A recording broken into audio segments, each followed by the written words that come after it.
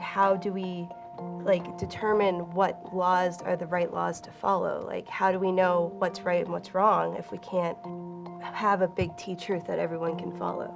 So are laws really something that's actually just a little T truth that we create through our own perceptions and our perspective of how people should live? Popular perspective is what has to be true for everyone, whereas those who don't have that same perspective kind of just get shoved under the rug like they don't matter. They think their ideas are right, or that the world belongs to them.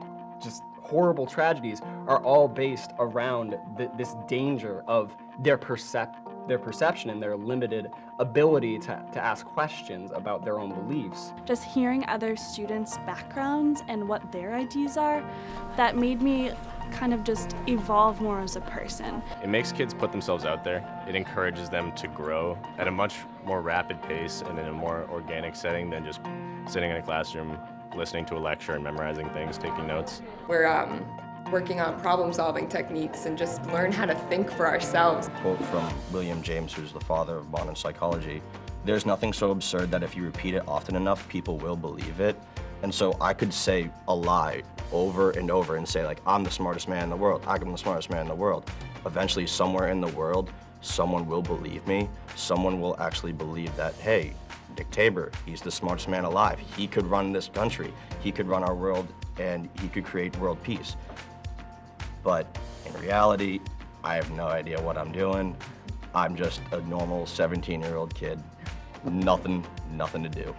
Aristotle says famously in the beginning of the Metaphysics, all human beings by nature desire to know. And he ultimately argues that philosophy is one of the best expressions of that desire to know, because it is an expression of our desire to answer the most fundamental questions in our existence. Young people are born with that desire, and they don't want to be told the answers or lectured to or have these questions ignored. They're hungry to answer them. We always talk about, in education especially, critical thinking. We need to get those critical thinking skills, and that's another one of these vague, amorphous terms. But really, that is what philosophy is all about, you know? Sometimes the kids have the wrong impression that, oh, it's all about opinion. And I like to, I like the old quote from James Lowen. He's the author of Lies My Teacher Told Me. It says, everyone's entitled to their own opinions, but they're not entitled to their own facts, you know? So the way I see that with philosophy is, look, yeah, you can argue a certain stance, but you need to be able to have the rationale to back it up. And that's really what that process teaches kids, I think, more than almost any other discipline you'll find in a high school. I think it's important for everyone to do this, and I think that when you're young and you're 17 or 18 or 19 or 20, I think that's an especially good time to do it, because you haven't formed your beliefs yet, or if you have, you haven't actually thought them through and given them a rational foundation. So I think it's a good time, high school especially, and college, to ask those questions. All of that revolves around the manners in which we conduct ourselves connected with other people, and the teaching that goes on indirectly in and out of the classroom, which we hope is going to be another part of this educational model as kids learn from kids, as facilitators and kids talk, but also see each other in the process rather than just what they're conversing on directly. It puts civility back on the front burner, and it teaches us, you know, that our civil life and our civic life is very important. It animates our civic life. It elevates the conversation. It makes us more nuanced in the way that we can look at issues. It's an important piece of the puzzle, and unfortunately I think sometimes here in the United States we don't appreciate that as well as some areas of the world. But giving philosophy, and specifically ethics, their space in students' lives to be explored, to be challenged, is really important. It's about answering life's big questions and how to live your life. The stuff that we usually wouldn't ask your friends in a normal conversation. We definitely exercise being respectful and making sure there's a pause before you jump in to talk to someone, and it's good to make sure that you don't get too heated. Before this class, I never really questioned morals, never really questioned another topic, which was perception versus reality. A lot of the times we grow up with our parents' ideas in our heads, but soon enough we're going to be on our own and we're going to need to start really thinking for ourselves, and I think it's a perfect time to start training kids for that. HYPE stands for Hosting Young Philosophy Enthusiasts. My classroom used to be right across the hall from Chris and Amy, who teach the ethics seminar at school. In 1 year, we had a shared student who played for me on the field hockey team. And for her senior project, she wanted to create this philosophy conference, bringing together a group of schools to chat philosophically for a day. When it started out, it was a very small shop, if you will. It was, I think, only 2 or 3 schools at Souhegan. And then it grew, and they moved it to St. Anselm. And then it grew again, and they moved it to UNH. It was the start of something really special, and you could see it. You could see it almost immediately. The students being excited, feeling kind of like, is this really okay for us to do? Like just sit here and chat for a while about what we think. And it's grown ever since. And as a facilitator, you want to contribute just as much as everyone else. For others, it'll be a bit more challenging to keep the conversation going. Well, today, all the HYPE facilitators are coming together, and it's kind of a briefing on how to facilitate a group. Being a leader isn't just about one person, it's about an entire group.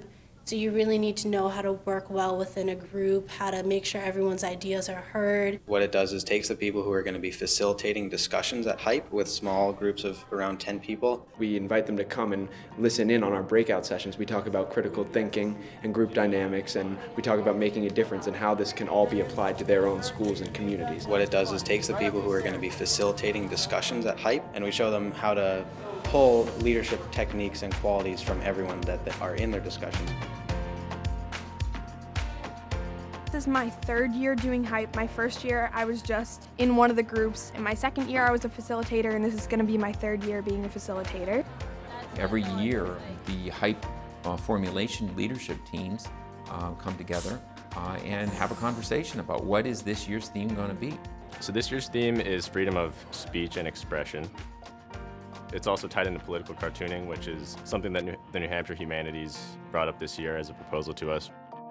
We loved it. The Federation of State Humanities Councils, of which we are a part, together with the Pulitzer Foundation, decided, hey, this is the centennial year of the Pulitzer. We really need to make a public splash. So today we're putting on a panel discussion on political cartooning, wrestling with issues of freedom of speech, and are there limits to what cartoonists should do, can do, will do, where those lines are. The Pulitzer New Hampshire Humanities, and also our ethics forum and Souhegan group and the Spaulding group. We all decided that this would be a topic that we would find engaging, and we want to connect that directly to where kids are. And it's a fine line. I mean, you want to get people's attention. I think better to go too far than to be too timid. I mean, what's the point of a timid cartoon in the end? Thank you so much. We're all thrilled to be here. People in that field really know what they're talking about. And I'd love to give each of our panelists a chance to show you some of their work. And for our high school students, it's really beneficial for us to have people like that come and talk to us. So these are 12 Danish cartoons that were published in a newspaper in 2005. And they were published as a test. The newspaper had asked the members of the Union of Newspaper Illustrators to draw Muhammad as they saw him. And these images produced some very mixed results. In fact, you have heard about them as insulting cartoons that violate an Islamic prohibition on the depiction of Muhammad. You may be surprised to know that there is no such prohibition.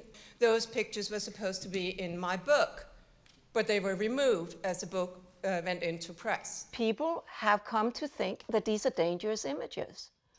The truth is, I traveled all over the Middle East. I went to Asia with these cartoons in my bag, and every time I interviewed somebody, I took them out and I asked, have you seen these? What do you think they mean? And nothing happened to me. But now, today, we have reached a point where everybody thinks that these images are insulting, that they're dangerous, and that has been, and that Muslims don't tolerate free speech, which is not true. So it is a very, very sad story. It is really a story where the wrong side won. The problem is not that my rights were violated, but the problem was that your rights were violated because you were denied the right to learn what I just told you. The topic of censorship is tricky. The goal has always been to engage students in philosophical thinking that is relevant to their lives and relevant to the things that we all value in a free and democratic society. So power plays a huge influence in what you get to know.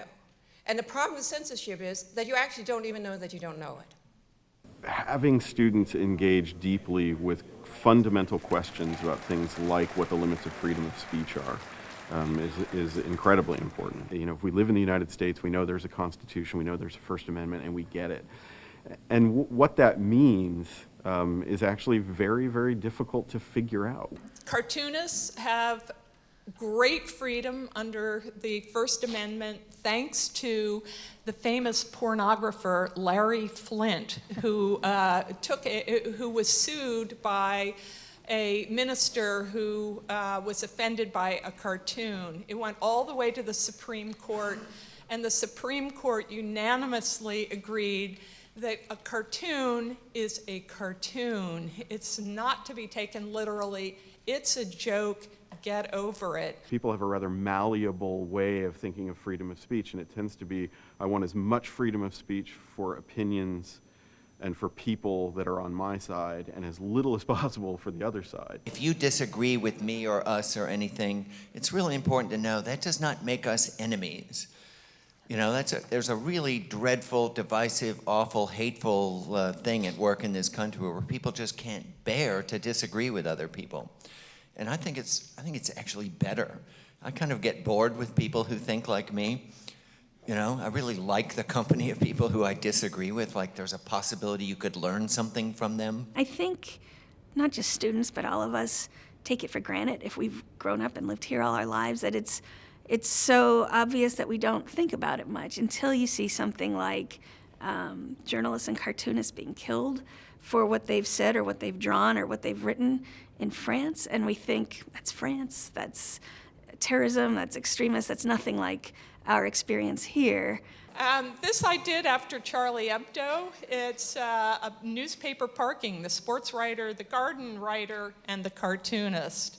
That refers, of course, to the cartoonists who were singled out in Paris. There are cartoonists all over the world who are imprisoned or faced with prison. Yeah, everybody heard about Charlie Hebdo because there were 12 of them at once, or however many there were. But in fact, as this organization that I'm on the board of, Cartoonist Rights Network International, which attempts to look after the interests of cartoonists in trouble, and Signe's been on that board in the past, will tell you it happens every week. You just don't hear about it because it's one cartoonist at a time who gets, disappeared or beaten up, or there's a young woman, Atina, I don't think I'm butchering her name, I think it's Farganzani, who was put in jail in December in Iran simply for 12 years. Yeah, for 12 years, simply for drawing a picture of the Iranian parliament as farm animals. You know, what? That's basic. That's like cartooning 101. Yeah, that's like on the matchbook. Draw your politics, draw your governor as a weasel. It's like a basic thing.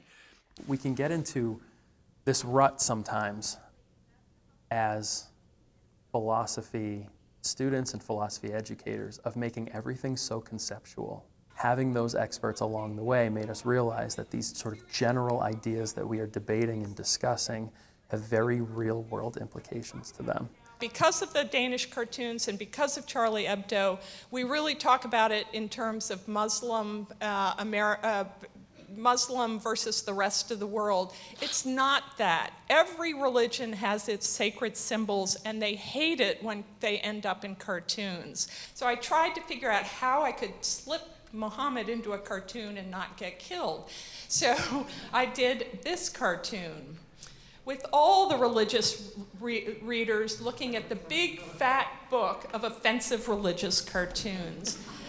I got no criticism of it. It went around the world again after Charlie Hebdo. And the point here is that people aren't objecting to Muhammad per se. It's a negative portrayal of Muhammad. I think the meaning behind having them at the Hype event is to show their process of thinking when they're drawing and when they're creating, because it allows the students to kind of take that and think about, oh wait, so what's my process of thinking? It's very much like good writing. It's like someone writing a good lead sentence that sums up the entire point that he or she wants to make.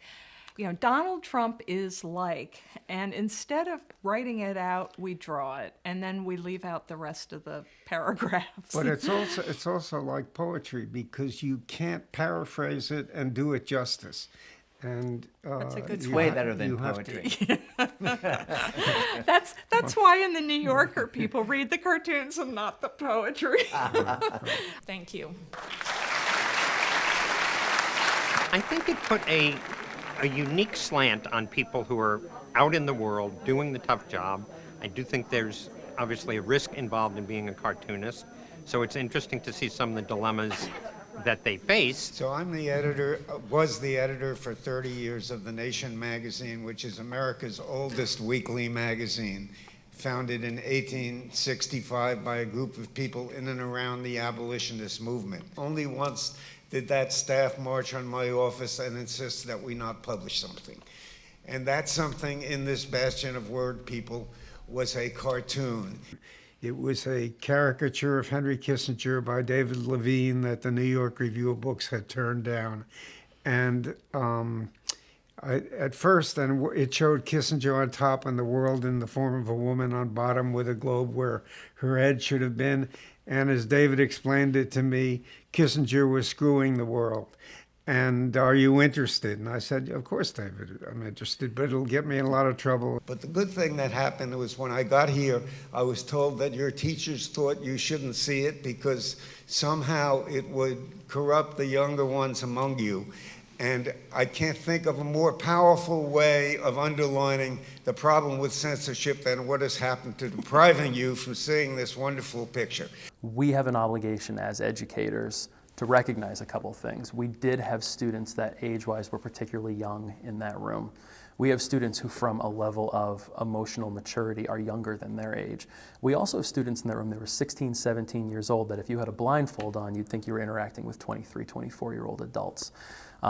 We teach such a wide spectrum of students that we have to consider what they're exposed to and specifically how they're exposed to it. How many of you would like to see this wonderful picture? Okay. Google David Levine, Henry Kissinger cartoon. Okay. They want to make an autonomous decision, even if they end up looking at it and deciding that, oh yeah, I think it is in bad taste or it's stupid or whatever. At least they're making an autonomous decision about it rather than having somebody else make their judgment about what they should see. And again, they're essentially adults at this point, right? These are juniors and seniors in high school. So I thought that was a nice little moment, a learning moment by demonstration. So you can see it on Google, but I just want to say that to me, it's a real mistake not to let you see it. It is a form of speech. It is a form of free speech. But it's great to have you have to suffer by not seeing it, and because you're experiencing the censorship that artists have experienced over the years. I thought their insight of their expertise, what they've experienced was really helpful, and it allowed for us to have a better conversation. So what is freedom of expression? Without the freedom to offend, it ceases to exist. Not everyone's going to have the same view, but if we're all just going to get rid of art, get rid of expression, get rid of writing, cartoons, we're not going to have anything left. I think everyone should have an awareness of censorship, and I think everyone should learn to have a dialogue at some point. So it's in a lot of ways, fear drives people, even though it might not be in a good or positive manner. This hype conference and giving people those opportunities is something that's really beneficial and can help spark people's imaginations and spark people's curiosities to learn more than what they're taught in school. It was awesome because we've been working so long trying to get this together. It's a great experience. It's a whole lot of fun, and it's something I'm absolutely better off for, having attended twice. To see so many people, so many young people so passionate about this really excites me. I want to study philosophy, whether it's a minor, a major in college. People were saying, sometimes the discussions get hard because there's a lot of, it's a hard topic, but they were able to still talk about it and learn a lot from other people. And just hear everyone say that they really appreciated the experience, they don't have anything like it at their school, just because we've been working for so long to make it all come together. You did a great job of stepping up and problem solving in those instances, and that was really amazing. We hope that not only have we developed kids who attended the conference and saw the value of the conversation, but also learned to work together. A conference in which they actually have their own. They're running it and taking care of all of the things underneath it, and then planning this event, and then seeing it come to fruition with their peers. I hope it goes to other states. I hope it catches on, because philosophy is to me, it's an integral to the humanities. It's integral to critical thinking and learning. The kinds of skills that are developed in the science, technology, engineering, and mathematics classroom are incredibly important, but they are not all there is to being a person. If we don't have it in the schools, I think we're really missing out. It's the perfect time to start thinking about deeper issues and about lifelong issues, and about how I want to steer my ship. In fact, they need it before high school. If we could get this into the elementary schools, this I think would be an absolutely fantastic thing. Because you need to learn those moral values when you're young so that you can apply them when you're out in the real world and working with the real world and other people, and when you actually can make a difference. Yeah, it's something that the kids should be continuing to work on every year. I'm going to strategically start pulling many of you who have inside information because you've run this in your various capacities to offer them some support and help them create the vision for next year. I have students who have done this years and years ago who in the first couple of years still, when I see them, we'll talk about it or we'll ask questions like, how is it going this year? What are you doing this year? It's like 9 months of all this pain and stress. Pain, stress, kicking, hormones, whatever it is. But at the end of the road, look at the beautiful child that we produce. We started this, and it's all around New England now, and we're hoping soon it doesn't have to be surrounding schools. It can be any schools.